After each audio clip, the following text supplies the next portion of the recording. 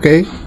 Regarding the city charter, we have noticed a lot of objectionable provisions, which in fact caused the former council before I came in to ask the President Duterte to veto the version that was brought to him for approval, but because of his failure to act on it on time, it became a law. So yung city charter, we now call it as the revised city charter of Baguio City.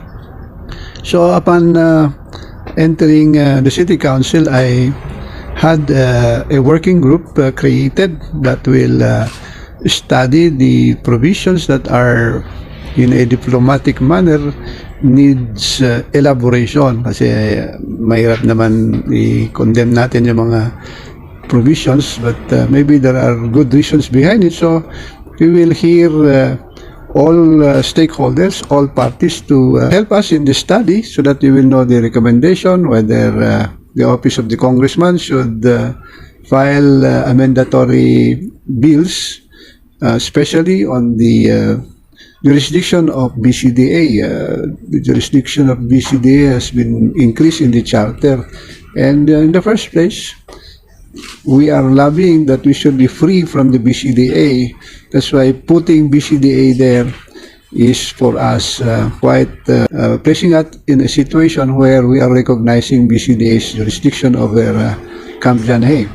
As you know, there are 13 barangays that is being included in their claim to be part of the Camp Janhay reservation, and they are now giving it to the CDA. So that we hope, and we already have a project proposal to start with the session on February 28th.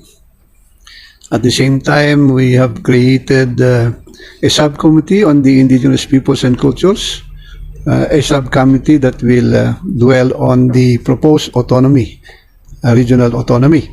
Because as I said, just like the city charter, people are usually caught on a situation where the law is already there, and the time to amend it should have been during the stage when it was being discussed. So for me, I'd rather have more people talking about it until such time that it gets prepared, so that people will raise their concerns, so that we can also submit these reports to the House of Representatives, and then later on in upper house or the Senate or the office of the President. So these are what we are doing in order that the people will participate in lawmaking or legislation. Konting pahapyaw lang, sir, sa BLISTTDA. BLISTTDA. Yes, po. The BLISTTDA, that is one of the law also passed during the time of President Duterte, which I understand became a law because he did not veto nor approve it, but by operation of law, after 30 days in your office, it becomes a law. So BLISTTDA, we participated in the drafting of the IRR, implementing rules and regulations.